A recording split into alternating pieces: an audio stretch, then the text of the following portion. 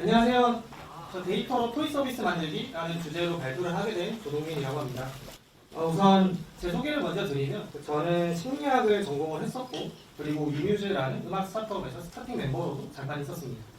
현재는 넥슨에서 데이터 분석가로 일을 하고 있고 그 글도라는 개발자 글쓰기 커뮤니티 모임에서 두 번째 줄에 앉아 계신 진아님이랑 같이 운영진 활동을 했었고요. 그리고 그 가끔 블로그에 글도 쓰는데 저는 나름 테크 블로그를 표방을 하고 있지만 그 가장 인기가 많은 글은 그 중고나라에서 사기 안 당하는 법이 가장 인기가 많고 그 댓글에 가끔 이 물건 사도 되는지 여쭤보시는 분들이 계신데 혹시 궁금하신 분들은 아래 연락처로 말씀해 주시면 제가 성심성의껏 답변을 드릴 수 있도록 하겠습니다. 발표 자료에 들어간 코드는 그 이해를 돕는 수준에서만 제가 사용을 했고요. 혹시 들어가실 분이 지금 있으실지 모르겠지만 그 전체 사용 코드는 이 링크에 다 올려놨거든요. 혹시 들어가실 분이 있으실지도 몰라서 한 5초 정도만 잠깐 대기를 하겠습니다. 네, 제가 좀 관심을 좀 받아보고 싶어서 그 서비스라는 거창한 단어를 좀 사용을 해봤는데요. 일단 데이터로 서비스를 하려면 다들 아시는 얘기지만 일단 데이터도 있어야 되고 그리고 저장도 해야 되고 아까 리이우님이 잘 설명을 해주셨는데 어쨌든 가공도 해야 되고 이걸 보여줄 수 있는 프론트도 필요합니다. 그래서 저 어떻게 할지 고민하다가 일단 데이터 인지니어링 스터디를 먼저 한번 해봤었거든요. 그 가짜 연구소라고 한번 들어보셨을 수도 있을 것 같은데 데이터 캠프 수강권을 공짜로 줘요. 그래서 이걸 받아서 뭐 코스를 듣고 각자 좀 과제를 하는 방식으로 진행을 했었는데 여기 있는 코스는 그 캠프 들어가 보면 보실 수 있어서 일단 넘어가겠습니다. 그래서 그 제 목표는 데이터 파이프라인이라는 걸 한번 제가 그냥 스스로 만들어 보는 게 목표였는데 구글에 검색해 보면 뭐 수집부터 시각화까지 다 하는 걸 파이프라인이라고 이렇게 나오는데 제가 다 해본 건 아니고 좀 그럴싸하게 일부 과정만 좀 해봤습니다. 근데 제가 여기까지 해보고 나니까 뭔가 좀 더 해볼 수 있지 않을까? 이런 생각이 좀 들었어요. 그래서 이제 저희가 처음부터 너무 어려운 거 하면은 여기 지금 오른쪽에 계신 분처럼 이렇게 되죠. 그래서 일단은 저는 좀 짧은 코스라도 한번 완주를 해보는 게 중요하다고 생각을 하는데 이거를 좀 전문용어로 찍먹이라고 하더라고요. 그래서 뭐 여기 지금 첫 번째 보이는 피카츄처럼 뭐 이렇게 기대한 만큼은 아니지만 저기 오른쪽에 보이는 애 정도는 한번 만들어 보자. 이게 목표였고 저거는 그냥 호모츠라고 검색하시면 나옵니다. 그래서 가능한 단순하게 완주할 수 있는 방법에 대해서 공유를 드리는 게 이 발표의 목적이고요. 그 아래 과정에 대해서 하나씩 말씀을 드려볼 건데 저처럼 여기 계신 분들이 좀 잘 모르시는 분들이라고 생각하고 최대한 쉽게 설명을 해보겠습니다. 뜬금없는 사진인데 혹시 뭔지 아시나요? 제가 얼마 전에 먹은 감자탕인데요. 저희가 이런 거 찾을 때 리뷰나 평점을 참고를 하죠. 근데 저는 좀 세 개 다 비교해보거든요. 그래서 문득 든 생각이 그 제가 찾은 식당이 뭐 한 전체에서 몇 등 정도 될까 이런 생각이 들었어요. 예를 들어서 제가 여기 지금 보이는 것처럼 뭐 둘이 먹다 하나 죽어도 모르는 짜장을 검색하면 대충 뭐 전체에서 상위 몇 %다 이런 걸 알려주는 챗봇을 한번 만들어 보기로 했습니다. 그 저는 평점이랑 리뷰수 두 개만 수집을 했고요. 그 음식점 리스트는 공공 데이터 포털에 잘 정리가 돼 있더라고요. 그래서 이 중에서 영업 상태가 정상이고 주소랑 상호명을 확인할 수 있는 경우만 따로 추려서 그 어쨌든 제가 여기서 뭐 지도를 만들거나 그렇게 하는 게 목표는 아니기 때문에 일부 지역만 선택을 했어요. 다음에 제목이 이제 크롤링 서버 구축이라고 돼 있는데 크롤링은 웹에 있는 데이터를 수집하는 행위죠. 그리고 서버는 인터넷에 검색을 하면 클라이언트가 요청을 하면 응답을 주는 곳이라고 설명을 하는데 저는 사실 그게 그렇게 크게 와닿진 않았고 그냥 이렇게 생각을 했어요. 이제 저희가 이런 작업을 하는데 계속 그 컴퓨터 전원을 켜놓으면 전기세가 나가잖아요. 그래서 코드를 뽑아도 저 대신 계속 일을 해주는 걸 그냥 서버라고 생각을 했어요. 그래서 이런 걸 한번 만들어봤고 이런 작업을 할 때 요긴하게 쓸 수 있는 게 클라우드 서비스인데 종류가 되게 많죠. 뭐 AWS도 있고 뭐 오라클도 있고 많은 종류들이 있는데 저처럼 처음 쓰시는 분들이라면 저는 그 GCP를 한번 써보시는 거를 추천을 드리거든요. 왜냐하면 이 VM 인스턴스라는 걸 띄우기가 매우 쉬워요. 이 인스턴스라는 거는 그냥 이 클라우드에서 제공해주는 컴퓨터라고 생각을 해주시면 될 것 같은데 여기 과정이 제가 뭐 3개를 적어놨는데 저는 이 중에서 가장 어려운 거는 카드 입력 단계가 아닐까 이렇게 생각을 하거든요. 우편번호를 정확하게 입력을 하셔야 합니다. 어쨌든 그 카드 번호를 입력하고 무료인데 그냥 혹시 무료 요금제를 넘을까봐 카드 번호를 받는 거고 그런 다음에 GUI 상에서 이제 VM을 생성한 다음에 SSH 연결이라는 버튼을 클릭만 하면 그 아래 보이시는 터미널 화면이 나옵니다. 근데 이제 보통 다른 클라우드 서비스 같은 경우에는 여기까지 넘어갈 때 SSH 키를 따로 만들어야 되거든요. 그러니까 이거는 그냥 쉽게 설명을 하면은 뭐 저희 집에 누가 들어오려고 하는데 좀 들어올 만한 사람인지 확인을 해야 되잖아요. 뭐 그런 거라고 생각을 하시면 될 것 같고, 근데 GCP에서는 그걸 굳이 안 해도 된다 생각해 주시면 될 것 같고, 뭐 당연한 얘기지만 그 아까 띄운 터미널 세션도 종료를 하면 다 꺼집니다. 너무 당연한 얘기고, 근데 저희가 일을 하려면 그 터미널 세션이 종료돼도 계속 돌아가야겠죠, 코드가.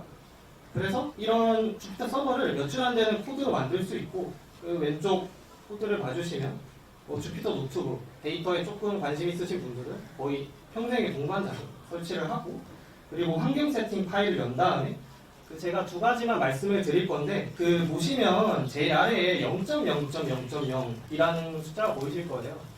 이게 그 IPv4의 모든 주소를 의미를 합니다. 그래서 이거를 다 더해서 그냥 해석을 하면은 내 GCP 외부 IP 주소를 아는 사람이라면 어디서든 접속해라. 포트는 8888이다. 뭐 이런 뜻입니다. 그래서 GCP 들어가 보시면 내부 IP, 외부 IP 이렇게 주소가 두 개가 있어요. 그리고 노헙이라는 게 있는데, 원래는 저희가 이 터미널을 종료를 하면 헙 시그널이라는 곳에서 기존 프로세스를 종료를 시켜요. 근데 이 노헙을 사용하면은 이 헙 시그널에서 보내는 신호를 무시를 합니다. 그래서 기존 프로세스가 유지가 되고 이 터미널 세션을 계속 띄워놓을 수 있는 거예요. 그래서 이렇게까지 하면 이 주피터 서버를 좀 만들 수 있고요. 그리고 이제 다음으로 그 크롤링에 대해서 좀 말씀을 드릴 건데, 뭐 제가 크롤링에서 뭐 잘 알지도 못하고 뭐 설명드릴 만한 수준은 아니라서 그냥 제가 겪었던 시행착오에 대해서만 짤막하게 설명을 드리겠습니다. 일단 네이버 같은 경우에는 특이사항 하나가 별점을 21년 10월까지만 좀 알려주거든요. 그래서 그 이후에 생애 식당에 대해서는 별점이 없고, 또 노출도 이번 연도까지만 한다고 하더라고요. 그래서 처음 들어간 화면에서 바로 보실 수 없고 별도의 URI 링크를 또 따로 찾아야 됩니다. 네, 요점이 좀 찾느라 조금 시간이 걸렸었고, 두 번째로 구글맵 같은 경우에는 제가 크롤링을 시도하는 순간 빛의 속도로 차단을 당했거든요. 정확히 3번 만에 차단을 당했는데 API를 이용을 하시는 걸 추천을 드립니다. 근데 이게 공짜는 아니에요. 그 28,500번까지라고 설명은 돼 있는데 또 이게 몇 단이라서 나는 한 번만 검색했는데 또 한 번에 여러 개가 깎일 수도 있거든요. 참고하시면 좋을 것 같습니다. 그리고 그 제가 처음에는 그 아까 주피터랩 서버를 만들었다고 했었는데, 여기서 하나의 서버에서 노트북 3개를 다 돌렸는데, 그러면 이제 저는 자고 일어나면 다 돼 있겠지 기대를 하고 있었는데 하나도 안 돼 있더라고요. 저희 이제 문제가 생기면 하나에서 문제가 생기면 이제 다 멈춰버리는 거죠. 그래서 여건이 되면은 저는 서버를 분리를 하는 게 좀 좋을 것 같다고 생각이 드는데, 그래서 수정 버전에서는 주피터 노트북 서버를 3개를 만들어서 그냥 각 채널별로 수집을 했어요. 이러면 문제가 생긴 서버 외에는 정상 데이터가 다 수집이 되고, 좀 투두로 그 장애가 발생한 서버에서 수집하지 못한 것, 다른 데서 수집하는 것까지 해보려고 했는데 이렇게 나누고 나니까 뭐 문제가 생기지 않더라고요. 그리고 이런 거 할 때 좀 유용한 기능이 오른쪽 위에 보시면 스냅샷이라는 게 있습니다.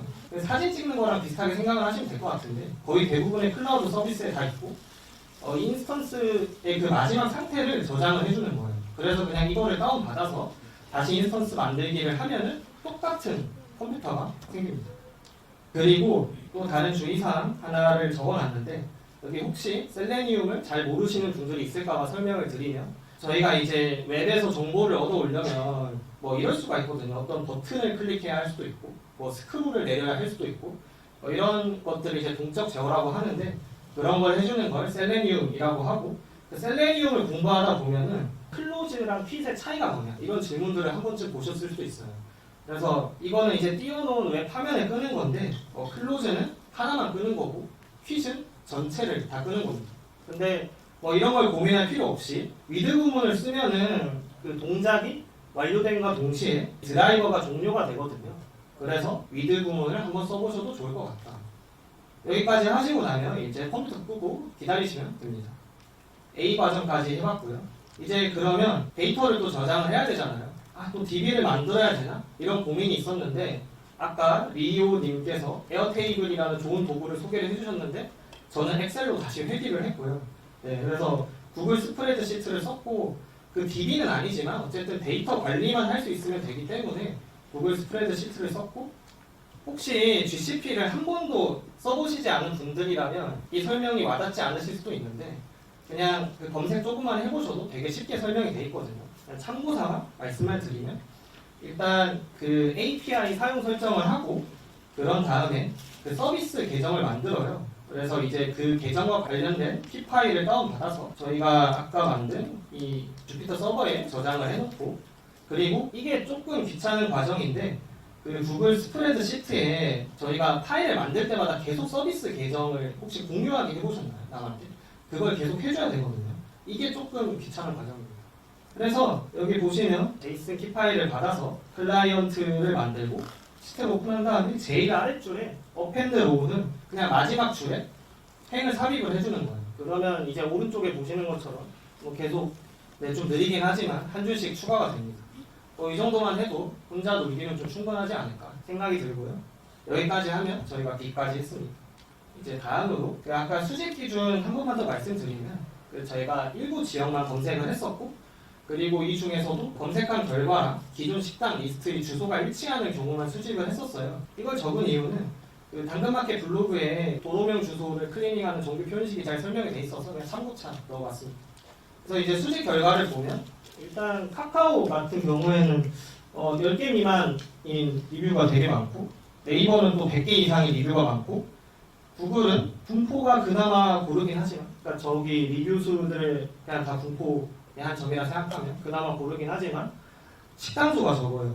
이게 그 구글은 영어로 식당이 이름이 되어 있는 경우가 많아서 좀 잘 수집이 안 되더라고요.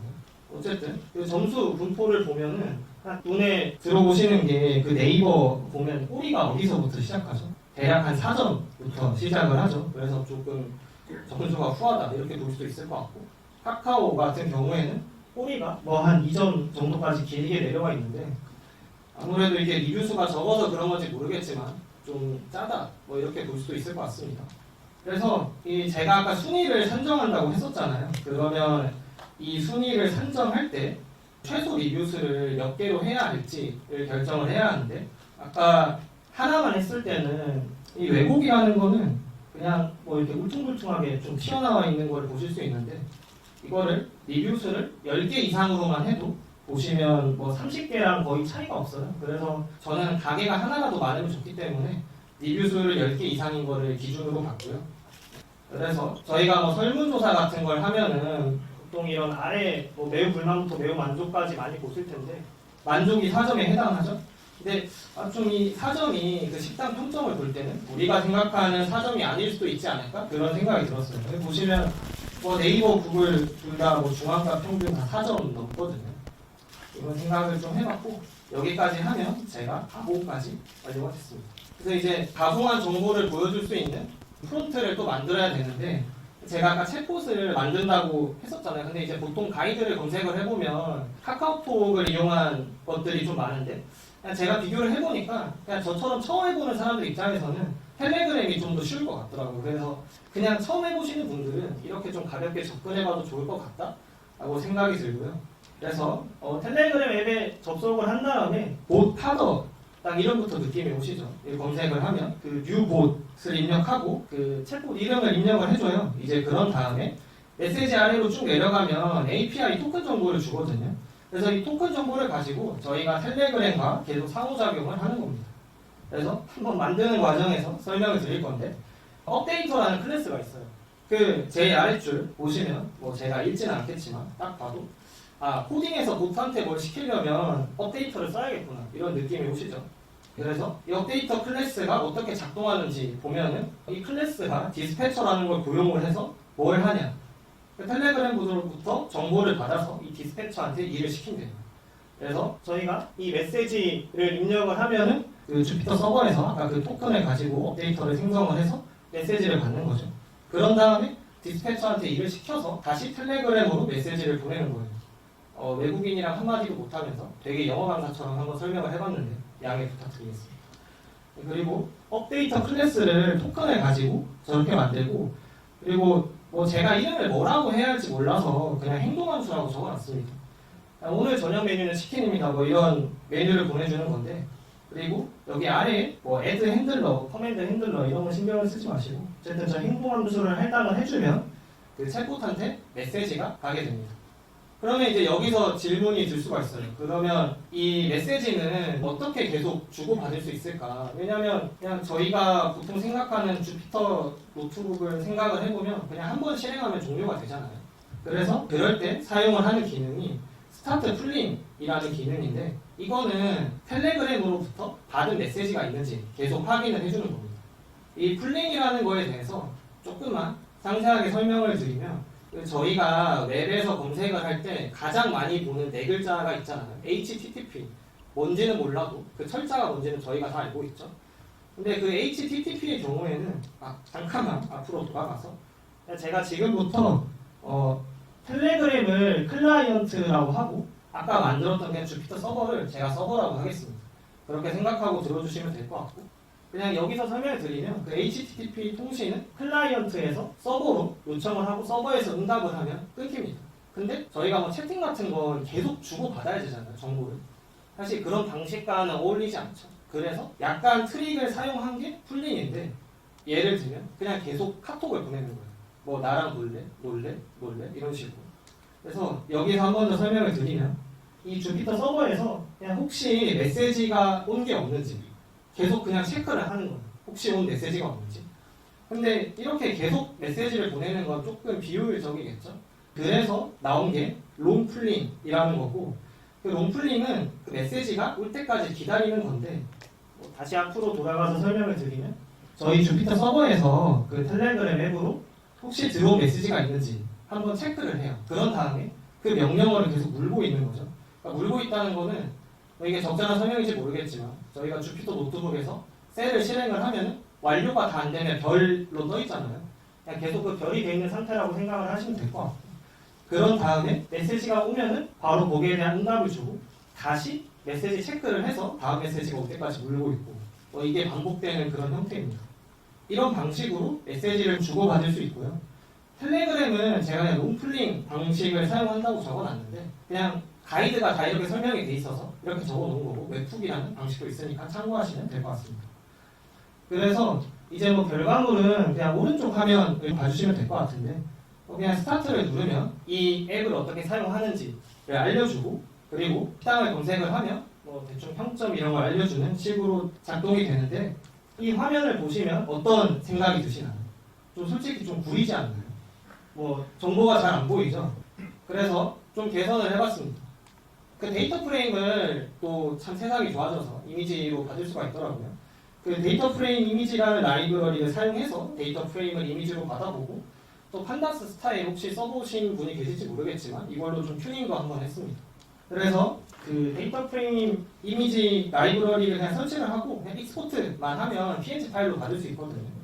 그러면 여기서 있는 이제 정보들을 보면 좀 오른쪽에 가게수가 몇 개고 전체가 몇 개고 그 중에서 지금 내가 찾은 가게는 평점은 상위에서 몇 퍼센트 뭐 리뷰수는 상위에서 몇 퍼센트 이런 걸 보고 내가 정말 희소한 식당을 찾아냈구나 뭐 이런 생각을 하는 거죠. 그래서 판다스 스타일은 사실 좀 저는 개인적으로 복잡하다고 생각을 하긴 하는데 다 설명을 드릴 건 아니고 그냥 제가 어느 부분을 수정했는지만 말씀을 드리면 일단 여기서 보이시는 퍼센트를 저렇게 따로 컬럼을 지정할 수 있습니다. 그리고 그 데이터 프레임 크기 픽셀도 조정을 할 수 있거든요. 그래서 뭐 뒷화면에 나오는데 이렇게 한 화면에 딱 들어오게 픽셀 조정을 하나씩 수동으로 다 했습니다. 그리고 바 차트도 그려봤는데 그냥 범위를 1에서 0으로 해서 역순이죠. 그냥 상위 0%에 가까울수록 강조가 되게 여기까지 한 결과가 지금 이 보시는 화면이고요. 뭐 어떻게 생각하실지 모르겠지만 아까 처음에 이 불인 친구보다는 이렇게 하니까 훨씬 낫더라고요. 그리고 뭐 여기 지도 링크 같은 것도 좀 추가를 해봤습니다. 여기까지가 그 제가 한 작업들이고요. 마지막으로 제목은 크게 신경을 쓰지 마시고 저희가 이 앱을 쓰면은 계속 검색을 할 거잖아요. 검색을 할 건데 그러면 새로운 정보가 추가될 수도 있죠. 그래서 매일매일 그 정보를 업데이트하고 싶을 수도 있어요.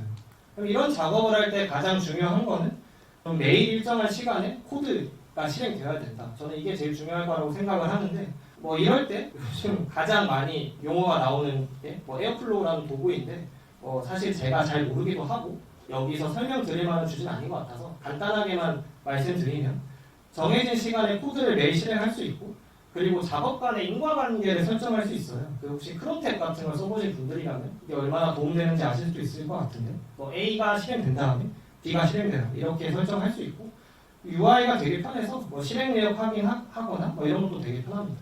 근데 이렇게까지 사실 하려면 뭐 도커 같은 것도 써야 되고 좀 불편해서 그냥 간단하게는 저희가 아까 주피터 서버를 만들었었잖아요. 그냥 거기서 그 파이썬의 그냥 스케줄러 라이브러리만 써도 좀 간단하게 한 번쯤 해볼 수 있을 것 같아서 참고차 넣어봤습니다. 네, 제 발표는 여기까지고요. 지금까지 들어주셔서 정말 감사드립니다.